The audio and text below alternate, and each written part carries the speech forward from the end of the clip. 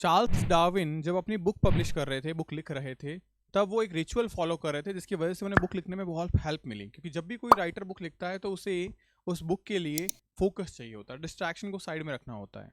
तो वो जो रिचुअल फॉलो करते थे, उस रिचुअल से उनके माइंड को काफ़ी ज़्यादा हेल्प मिलती थी अपने स्टडी कंटेंट पे फोकस करने के लिए।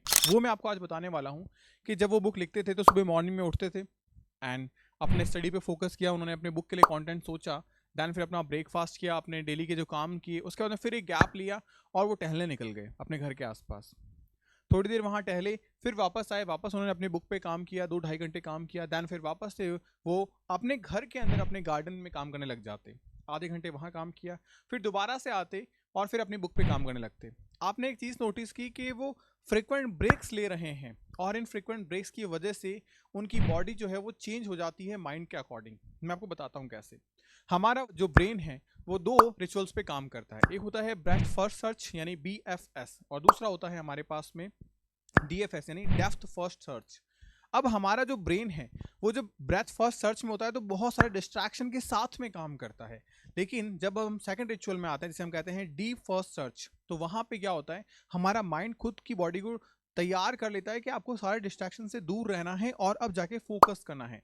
और BFS से DFS में आने में हमारी बॉडी को कुछ टाइम चाहिए होता है, और चार्ल्स डार्विन साहब यही टाइम अपने आप को देते थे कहीं वॉक करते हुए, घर में गार्डनिंग करते हुए या घर का कुछ काम करते हुए। तो इसलिए जब भी आप अपनी स्टडी पे फोकस करना चाहते हो तो कम से कम 15 से 20 मिनट का टाइम लो और अपने आप को कहीं ऐसी चीज़ों में यूज़ करो जहाँ स्टडी नहीं हो, जहाँ आपका दिमाग आपकी स्टडी से दूर रहे, चाहे गार्डनिंग में हो, चाहे एक सॉन्ग सुनने में हो, घर के कामों में हो। उससे आपका जो ब्रेन है वो BFS से DFS में स्विच कर जाएगा और आपको चीज़ें लॉन्ग टर्म तक याद रखने में भी हेल्प मिलेगी, क्योंकि अब आप जब स्टडी करने बैठोगे तो फोकस रहोगे।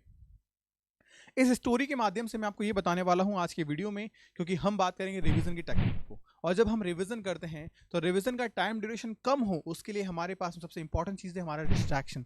वो अगर साइड में रहेंगे तो डेफिनेटली हम हमारे एजुकेशनल कंटेंट पे, हम हमारे रिवीजन पे, हम हमारे चैप्टर्स पे कम टाइम के अंदर मैक्सिमम आउटपुट दे पाएंगे।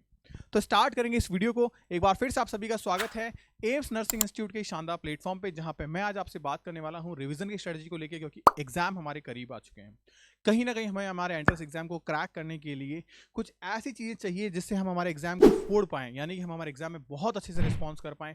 और वो रिस्पॉन्स करने के लिए हमें सही टेक्निक पता होनी चाहिए, सही स्ट्रेटजीज पता होनी चाहिए, ताकि परमानेंट हमारी मेमोरी में ये चीज़ें सेव हो जाए। तो आइए बात करते हैं। सबसे पहले अगर मैं बात करूं तो आप देखेंगे कैसे स्टडी की जाती है, हाउ टू स्टडी। हमें स्टडी अगर करना है तो किस तरीके से हम स्टडी को कर सकते हैं, कैसे करना होता है, ये हमें पता नहीं होता जनरली। तो स्टडी के बारे में बात करें, सबसे पहले लर्निंग एम, हमें हमारा गोल पता होना चाहिए। अगर हम हमारे गोल के करीब हैं, हमें हमारा गोल पता है कि यार मुझे मेरे एम्स एग्जाम में जाना है, मेरा सपना एम्स एग्जाम को क्रैक करना है, और वो भी कौन सा, दिल्ली एम्स। आप में से हो सकता है बहुत सारे बच्चों का गुवाहाटी एम्स हो, ऋषिकेश एम्स हो। जो भी आपका सपना है डेफिनेटली कमेंट सेक्शन में मेरे को जरूर बताना कि आपका सपना कौन सा एम्स है, ताकि मुझे भी पता चले कि कौन कौन सा एम्स आप लोगों का ड्रीम है और किसके लिए आप कितनी मेहनत कर रहे हो। तो जब आपका एम जो है वो आपने सेलेक्ट कर लिया है कि मेरा एम फिक्स हो चुका है, तो अब मुझे क्या करना है, रिवीजन करना है, क्योंकि अब का टाइम हमारा रिवीजन का है। अब अगर कोई बच्चा ये सोच के प्लान करता है कि मैं तो अब से स्टार्ट करूंगा पढ़ना, मुझे आगे पीछे कुछ नहीं पता, तो उस बच्चे का सिलेक्शन कहीं ना कहीं बहुत ज़्यादा मुश्किल है। मैं नामुमकिन नहीं कहूँगा, क्योंकि अगर किसी ने ज़बरदस्त मेहनत की तो डेफिनेटली सिलेक्शन मेहनत पे होता है। आप अगर जी तोड़ मेहनत करते हो, अपनी बाउंड्रीज से बाहर आते हो, अपने कंफर्ट जोन से बाहर आ जाते हो, तो सिलेक्शन डेफिनेटली आपका होगा, लेकिन उसके लिए आपको हार्ड कोर मेहनत करनी पड़ेगी। तो मेन चीज़ है आप रिवीजन स्ट्रेटजी को फॉलो करो। रिवीजन स्ट्रेटजी के लिए मैंने आपको जैसे बताया, आप BFS से DFS में आइए, और BFS से DFS में आने के लिए आपको टाइम गैप चाहिए होता है, तो कम से कम मेरे हिसाब से 15 से 20 मिनट दीजिए इसको। और उसके बाद में जब आप रिवीजन करने बैठें तो 15 मिनट में ईच चैप्टर को आप कवर करिए। अब 15 मिनट में ईच चैप्टर को कैसे कवर कर सकते हैं, अगर हमारे पास में सब्जेक्ट फिजिक्स है तो आप फॉर्मूलाज कीजिए। अगर हमारे पास में केमिस्ट्री है तो अगर फिजिकल केमिस्ट्री है तो सेम फॉर्मूलाज हैं, इनऑर्गेनिक केमिस्ट्री है तो फैक्ट्स हैं हमारे पास में, और ऑर्गेनिक केमिस्ट्री है तो रिएक्शंस है हमारे पास में जो हमें याद करनी चाहिए। बायोलॉजी में अगर मैं बात करूं तो आप जस्ट रीड करिए 15 मिनट में ईच चैप्टर को, और यकीन मानिए जो बच्चे हमारे साथ हमारे फास्ट ट्रैक बैच में जुड़े हुए हैं वो डेली बेसिस पे इन चैप्टर्स को रीड करते हैं। 15 मिनट में चैप्टर को रीड करना बहुत ज़्यादा आसान हो जाता है। उसके बाद बात करें हम कई बार क्या होता है कि जैसे आपने कभी नोटिस किया होगा जब हम किसी को समझाते हैं ना, तो हम समझाते वक्त कुछ नई चीजें समझ में आ जाती हैं हमारे। तो इसीलिए हमेशा ध्यान रखें, जब भी हम स्टडी करें तो एज अ टीच करें, आप किसी और को समझाने के पर्पज से करें। इससे क्या होगा कि आपका माइंड नई नई चीजों को खोजेगा। जब हम किसी बच्चे को समझाते हैं तो उस टॉपिक को हम एज अ टीचर बिहेव करते हैं। और हमेशा ध्यान रखना, जब आप एज अ टीचर बिहेव करते हो तो आपके जो इनकरेक्ट या मैं कहूँ गलतियां करने की गुंजाइश कम हो जाती है। तो गलती करने की जो गुंजाइश है वो कम होगी, तो आपका माइंड अटेंटिव रहेगा और आप लंबे टाइम तक उन चीज़ों को कर पाओगे। अब ये चीज़ें करें कैसे सर? हमारे पास में कोई छोटा भाई बहन है जिसे हम समझा के पढ़ा पाएं, तो आप एक कांच रखिए अपने सामने, उस कांच में उसको स्टूडेंट मान के उसे बढ़ाइए कि फोटोसिंथेसिस की रिएक्शन ऐसे होती है, इसने खोजा था, अब तुम बताओ क्या होती है। तो आप ही उसके बिहाफ पे आंसर करो, और रियली ये चीज़ वर्क करती है बहुत शानदार तरीके से। ड्रास्टिक चेंजेस मैंने इसमें खुद में भी देखी और मैं अपने स्टूडेंट्स में भी इनको करवाता हूँ। उसके बाद में हम बात करें नंबर 3 पॉइंट्स के बारे में, तो नंबर 3 पॉइंट्स हमारे पास में है वॉच वीडियोस। अब बहुत सारी क्लासेस आप लोगों ने अटेंड की होगी, आप जिस भी प्लेटफॉर्म से पढ़ते हैं, चाहे ऑनलाइन पढ़ रहे हो ऑफलाइन पढ़ रहे हो, जो भी आपका प्लेटफॉर्म है आप वहां से पढ़ सकते हैं। अगर आपने कोई प्लेटफॉर्म ज्वाइन नहीं किया है तो मैं आपको बता दूं, एकेडमी पे आपका नया बैच स्टार्ट हो चुका है जिसे हम कहते हैं फास्ट ट्रैक बैच। एम्स के लिए one of the best batch है। कोई बच्चा अगर शुरुआती दौर पे है और उसे चीज़ें थोड़ी मोड़ी पता है साइंस की, वो इस बैच को ज्वाइन कर सकता है और बहुत बेहतरीन तरीके से ना सिर्फ एक रिजल्ट लेके आ सकता है, बल्कि बहुत अच्छी रैंक के साथ में अपने एम्स के सपने को साकार कर सकता है। मैं हमेशा कहता हूँ मेरे को एक मेहनती, एक फाइटर बच्चा चाहिए। अगर वो फाइटर बच्चा आप हो तो डेफिनेटली कमेंट सेक्शन में बताना, भैया मैं रेडी हूँ, आप मुझे बताओ कैसे फॉलो करना है। मेरे लिए ये मायने नहीं रखता कि यार मेरे 2000 रुपए किसी बैच में जा रहे हैं, मेरे लिए ये मायने रखता है कि 2025 मुझे ड्रॉप ना करना पड़े। तब तो डेफिनेटली आप मेरे साथ जुड़ जाइए, बिकॉज कहीं ना कहीं मैं आपको एक चीज़ कहूंगा, आपको जो एकेडमी कंटेंट दे रही है वो इस पूरी इंडिया में कोई नहीं दे रहा अभी आपको इस लेवल पर। और एक सेलेक्टेड मटेरियल्स आपको दिया जा रहा है, भरपूर प्रैक्टिस आपको दी जा रही है, 150 टेस्ट की टेस्ट सीरीज है, क्रैश कोर्सेज है 2 टाइम्स।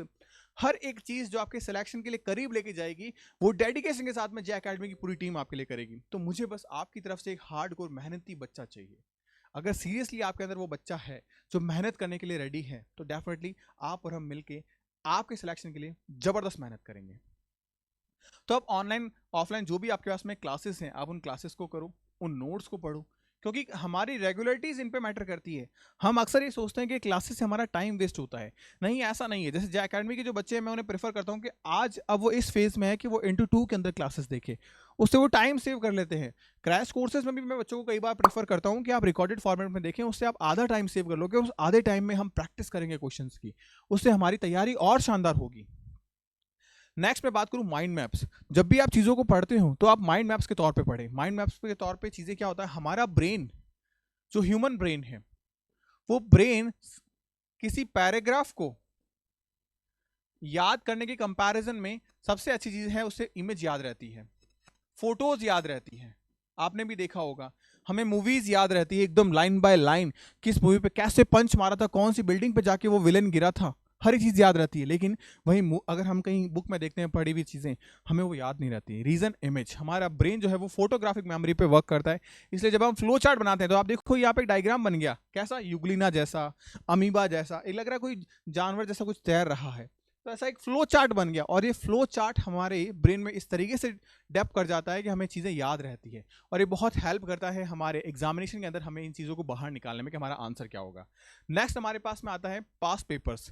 पास्ट पेपर क्यों हेल्प करते हैं? पास्ट पेपर से हमें इसलिए हेल्प मिल जाती है, हमको एग्जाम के लेवल का पता चलता है। जो एकेडमी पे जो बच्चे टेस्ट देते हैं उन्हें पता है कि अगर हम एम्स की तैयारी कर रहे हैं तो हमें एम्स लेवल के क्वेश्चन मिलेंगे, हम अगर राजस्थान की तैयारी कर रहे हैं तो हमें आरयूएचएस लेवल के क्वेश्चन मिलेंगे, हम सीटी की तैयारी कर रहे हैं तो हमें सीटी के लेवल के क्वेश्चंस मिलेंगे। तो इससे क्या होता है कि हमें एग्जामिनेशन का आइडिया पता चल जाता है कि एग्जाम पूछता क्या है भाई, किस टाइप के क्वेश्चंस पूछता है, और उस टाइप के क्वेश्चंस अगर हम करेंगे तो डेफिनेटली हमारा एग्जाम में हमारा सिलेक्शन बिल्कुल होके रहेगा। और हम गलती कर बैठते हैं, ओएमआर फिलिंग नहीं करते। जब हम एग्जाम करते हैं तो हमें उसी तरीके से हमारा एग्जाम देना होता है जिस तरीके से एग्जाम होता है। अब हमें पता है सर हमारे सीईटी का एग्जाम हो गया, हमारे एम्स का एग्जाम हो गया, वो तो होते हैं सीबीटी मोड में। तो सीबीटी मोड के लिए मैं आपको बता दूं, जो एकेडमी के एप्लीकेशन पे हूबहू वैसा ही टेस्ट होता है जैसा आपका ऑनलाइन कंप्यूटर बेस्ड टेस्ट होता है। तो इससे हमारा डर खत्म हो जाता है। 150 टेस्ट आपको मिलते हैं सिर्फ टेस्ट सीरीज के अंदर, और जे एकेडमी के पूरे ईयर लॉन्ग बैचेस में आप जाओगे तो करीब एक एक बच्चे को 250 टेस्ट मिल जाते हैं। ये बहुत ज्यादा टेस्ट है। अगर मैं बात करूं डीपीपीज वगैरह को, आप यकीन मानना मोर देन 1000 टेस्ट आपको अवेलेबल किए गए हैं कितने 1000, क्योंकि रोज डीपीपी मिलती है बच्चों को। तो आप सोचो रोज अगर डीपीपी मिल रही है तो 365 डीपीपी तो ऐसे ही हो जाती है। यहाँ पे आपको प्रीवियस एक्सपीरियंस मिल जाता है कि पेपर का लेवल कैसा है, हमें चीज़ें हेल्प मिल जाती है कि मेरी तैयारी किस कदर मुझे बढ़ानी है। एक कहावत आपने सुनी होगी कि भैंस कितने पानी में है, ये हमें पता चल जाता है हम हो गए भैंस। तो यहाँ से पता चल जाएगा कि यार एग्जाम का जो लेवल है उसके हिसाब से मेरी तैयारी किस लेवल की है। इस चीज़ से हमें आइडिया लग जाएगा मुझे और मेहनत करनी है या मेरी मेहनत इनफ है। उसकी बात करें नेक्स्ट पॉइंट के बाद में, शॉर्ट ब्रेक्स। कई बार ऐसा होता है, जैसे मेरा वीडियो देख के हो सकता है पॉसिबली आप में से बहुत सारे ऐसे बच्चे जिसके सीने में आग लग जाए और वो बोले नहीं मैं तो आज से 18 घंटे पढ़ूंगा। बहुत गलत स्ट्रेटेजी है। 18 घंटे पढ़ने का मतलब है आप 3 दिन ही पढ़ पाओगे बेटा, उसके बाद में खत्म। हमारा पूरा जो एनर्जी सोर्स है ना वो एग्जॉस्ट हो जाएगा। आपने कभी देखा होगा कहीं आग भड़कती है बहुत जबरदस्त, अगर हमें उस आग को लंबे टाइम तक लगाना है ना तो उसे जबरदस्त नहीं भड़काना होता, उसे धीरे धीरे भड़काना होता है। और कहीं ना कहीं एक अंगारा हमें रखना होता है ताकि हम उस आग को जब चाहे तब भड़का सकें दोबारा। वो अंगारा क्या होना चाहिए, धधकता रहना चाहिए। और उसके लिए आपके लिए बहुत जरूरी है ब्रेक्स। आप टिप्स एंड ट्रिक्स के साथ में अपनी लाइफ में ब्रेक्स को ध्यान रखिए। शॉर्ट ब्रेक्स लीजिए। शॉर्ट ब्रेक रहने से जैसे मैंने आपको बताया कि आपकी बॉडी के अंदर जो है वो आपको रेडी रहना पड़ेगा बीएफएस से डीएफएस पे आने के लिए। और ये बीएफएस से डीएफएस में आने के लिए ब्रेक्स हमारी लाइफ में बहुत ज़्यादा ज़रूरी हैं। ये चेंज करते हैं बॉडी को कि हाँ भाई अब हमको डिस्ट्रैक्ट नहीं होना है, अब हमको डिस्ट्रैक्ट के साथ में हम पढ़ सकते हैं। ये बहुत ज़्यादा ज़रूरी चीज़ है। फिर हम बात करें फ्लैश कार्ड्स के बारे में। फ्लैश कार्ड्स क्या होते हैं, ये ऐसी पॉइंट्स होती है हमें जनरली यही नहीं पता होता इसका यूज़ कहाँ करते हैं, कहाँ यूज़ करते हैं।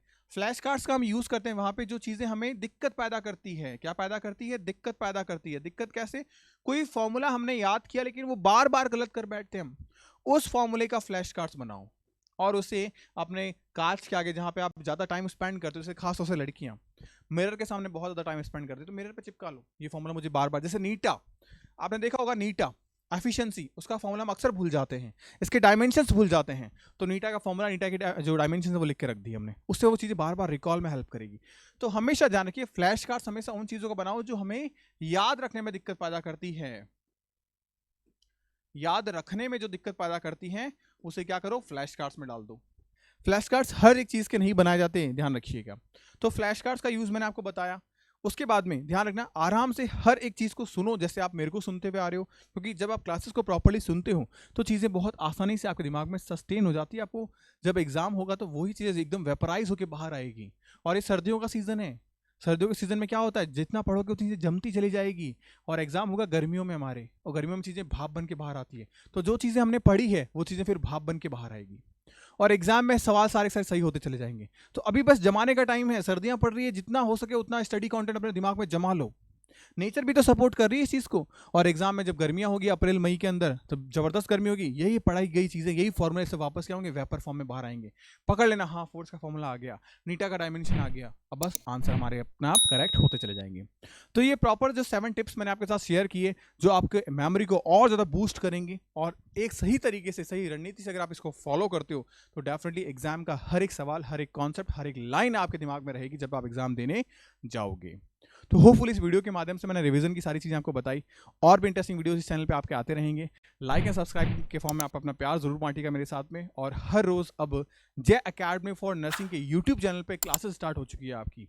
एम्स के लिए क्रैश कोर्सेज हैं, टेस्ट सीरीज जीके की आपके वहाँ पे आ रही है, जीके की क्लासेस आपकी आ रही है। तो अगर आपने ज्वाइन नहीं किया है तो जय अकेडमी फॉर नर्सिंग का जो ऑफिशियल हमारा Instagram, Facebook, Telegram and YouTube, इन सारे चैनल्स पे आपको पीडीएफ मिल जाएगी और यूट्यूब पे आपकी क्लासेस अवेलेबल हो जाएगी। तो जाके जरूर से ज्वाइन करिएगा। मोस्ट वेलकम है आप सभी का वहाँ पे। तो मिलते हैं नेक्स्ट वीडियो में, तब तक के लिए गुड बाय। पढ़ते रहिए, मुस्कुराते रहिए, स्टे हैप्पी, स्टे हेल्दी।